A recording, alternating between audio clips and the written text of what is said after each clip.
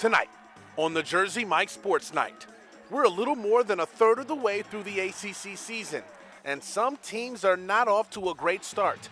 NC State hoping to avoid falling to 1-4 in the conference as they faced Georgia Tech. Meanwhile, the Hurricanes are trending upward. How their recent home dominance has put Carolina within striking distance of a playoff spot. Plus, after some disappointing NFL playoff games, the Packers and Cowboys with a thrilling back-and-forth affair. Buckle up. The Jersey Mike Sports Night starts now.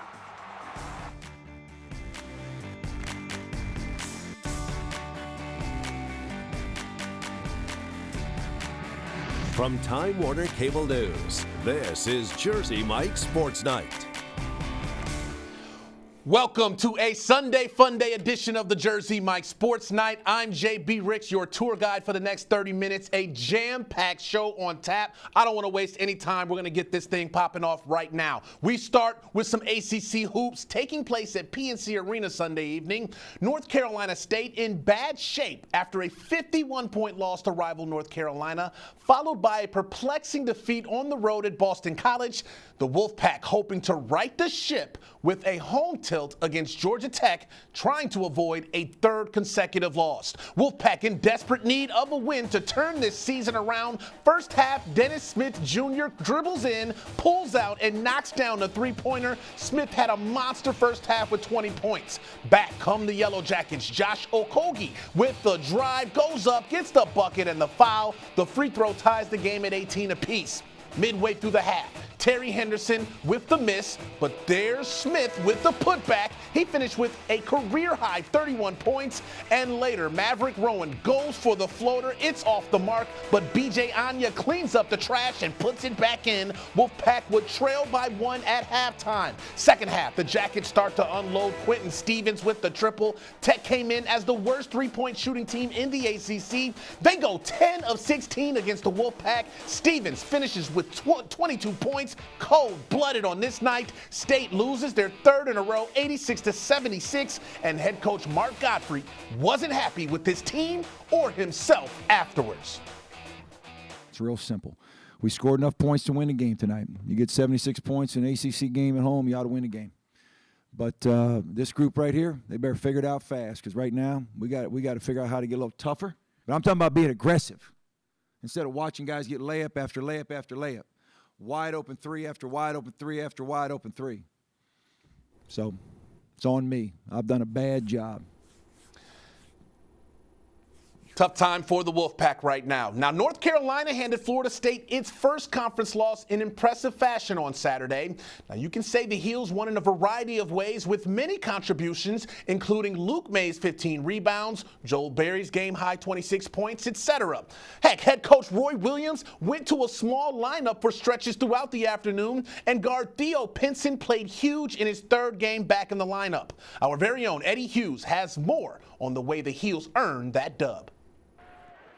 He was huge for us, and he's one of the smartest guys I've ever coached. He has a feel for rebounding the basketball, and he was huge for us. Sophomore Luke May in his 15-rebound performance against the height and depth of Florida State is a performance that stood out in getting the Heels their fourth conference win, especially with Tony Bradley out with a concussion and starters Kennedy Meeks and Isaiah Hicks dealing with foul trouble. Luke May is a workhorse, and people don't like playing workhorse. Luke frustrates us every day in practice, because he's gonna battle you every single day. He's just physical. I mean, he's physical. He's undersized, but he loves contact. May was almost dominant in his performance on the boards, but he got into foul trouble as well. Once that happened, Coach Williams did something that he had never done in his career. First time in 29 years as a coach I've ever had 5 guys out there with no post player. But we had Kennedy with 2, Luke with 2, Isaiah with 2, and we're trying to get them because I wanted to have them at the end of the game as opposed to the last 2 minutes of the first half. And then on the offensive end, we were stopping them and we were able to run, and it was hard for them to get back. And that's why we had a point where we were getting to the rim and we were driving and kicking out for the 3. The small lineup helped lead to a 13-4 run to close out the first half to take a 9-point lead going into the break. The Heels stretched that lead to as big as 16 in the second, but the Noles fought all the way back to cut it to 3. It seemed as if the Heels just couldn't put them away until Theo Pinson put his stamp on the game. Personally, I feel like that was the little momentum swinger. Pinson's first field goal of the year helped spark an 18-5 run to close out the game. It also sparked Pinson, who drained a huge three to finish with 12 points and 10 boards. Led by Joe Barry, who had 26, and Justin Jackson and Isaiah Hicks, who had 22 apiece, it was a total team effort in front of a raucous crowd. In Chapel Hill, Eddie Hughes, Time Warner Cable News. All right, thanks a lot for that, Eddie. Now, to our Twitter poll question of the night, more than a third of the way through the ACC schedule, which team is at the biggest crossroad? Your choices are Duke, NC State, and Wake Forest. Log on to Twitter, find us at sports_night, cast your vote, and leave a comment while you're at it. We'll have the results coming up later in the program. The Charlotte Hornets back at practice Sunday before jetting off to Boston to wrap up what has been so far a winless road trip. Defensive efficiency continues to be an issue. While they're currently near the top 10 in the NBA in that category, it doesn't tell the story lately. Prior to Friday's loss in Philly, the Hornets had allowed 1.12 points per possession in their last 3 games. That ranks among the worst in the league. Coach Cliff is very big on film. I feel like it's one of the most important tools you can use to learn. So we watch a ton of film, man. And the thing about our team, I said they were correctable because they are. There have been many games this season where we've done the right things and we've won big. We've played well. So the games when we haven't done those things is when we kind of lost games that we probably shouldn't have lost or haven't played as well. So there definitely are correctable mistakes, and we just have to try to build on those. Greensboro Swarm on the road against Iowa. Let's move to the third quarter. Xavier Munford hits the 15-footer. He had 21 for the Swarm. Damian Wilkins, 7 of 13 from the field. Not bad, including 2 3-pointers. He had 18 points. Swarm within 7, but the Energy got 30 points from Wayne Selden. Iowa goes on to win this one 105-95. Now, the Canes wrapped up their 4-game homestand in impressive fashion against the Islanders last night, blasting New York for 7 goals, 6 of them coming in the second and third periods. The Canes have now won 4 in a row and are 14-1-1 in their last 16 home games, and now they are only 1 point behind Philly in the hunt for a playoff spot. There's no question the Canes are playing some of their best hockey of the season, scoring 21 goals during that 4-game homestand. Next up for Carolina is a road trip to first-place Columbus, who they beat at PNC last Tuesday. The key will be to translate this home success on the road if they want a real shot at the postseason, but having fun is what's making it feasible. I think everybody's just going out there having fun. We're in the hunt for the playoffs, and these are big games, big points every time you step on the ice. So I think every time we go out, we just want to get that win. It's always a fun feeling, rolling into that momentum and continuing that and rolling lines and getting the crowd into it. It's a fun feeling, and I feel like we've done that, quite well here at home. Now, the Final Four of the NFL playoffs is almost set, but 2 spots were up for grabs this Sunday. Of the 4 divisional matchups, none were more intriguing than the Cowboys and Packers, 2 storied franchises clashing heads with Dallas as the #1 seed, while the Packers come in led by arguably the hottest player in the NFL, Aaron Rodgers, who has Green Bay on a 7-game winning streak. Now, the Packers jumped out to a 21-3 lead, but Dallas fought back. Fast forward to the beginning of the third. Rodgers will roll out and find Jared Cook wide open in the back of the end zone. 28-13 to score.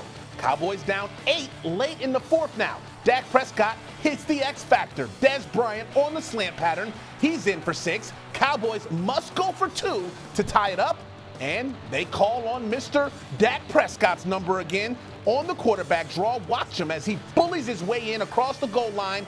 And we're all knotted up at 28. Plenty of time for Rodgers to get his team into field goal range, but they would have to settle for a 56-yard field goal by Mason Crosby, and he just squeezes it in to give Green Bay the lead.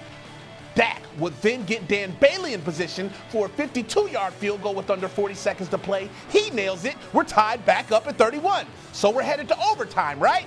Not so fast. If you don't know the name, you better get familiar. Rodgers on 3rd and 20 throws a laser to Jared Cook, who makes a spectacular grab with 3 seconds to go. Check it out on the replay. He gets 2 feet in, gets out of bounds, adding to the legend that is Aaron Rodgers. That sets up another 50-plus yarder by Crosby. Got him, coach. Ball.game. The Packers win an instant classic 34-31, advancing to the NFC Championship game where they will meet the Atlanta Falcons. In the AFC, the Steelers taking on the Chiefs right now. This one is in the third quarter. Alex Smith with a 5-yard touchdown pass to Albert Wilson. Steelers kicker Chris Boswell has made 4 field goals. Pittsburgh, at this very moment, leads it 12-7 in the third. ECU hoping to end a 4-game skid, but the task not easy with 22nd ranked Cincinnati visiting. Midway through the first, Wolfpack fans remember this guy, Kyle Washington. Open underneath, he slams it home, giving the Bearcats a 3-point lead. Pirates would jump out on top when Elijah Hughes runs the baseline and gets open in the corner. Splash, waterfalls, homie right there. Second half, check out Hughes with the Harlem Globetrotter handles. Get that man a play of the day nominee with that finish to the cup. Game high, 18 points for Hughes, but Washington had himself a game. Team high, 16 for him. No chance for Andre Washington on that possession. Defense leading the offense for Cincinnati. A nasty block by Niger Brooks. That leads to Jacob Evans taking it all the way to the rack and one son. Bearcats hand ECU their 5th straight loss, 55-46, the final. All right, time for us to step aside and catch our breath for a moment. Much more ahead on the program. Still have time to comment on our Twitter poll question of the night. But up next, how Davidson rose from the ashes Saturday against VCU. The Jersey Mike Sports Night returns in a bit.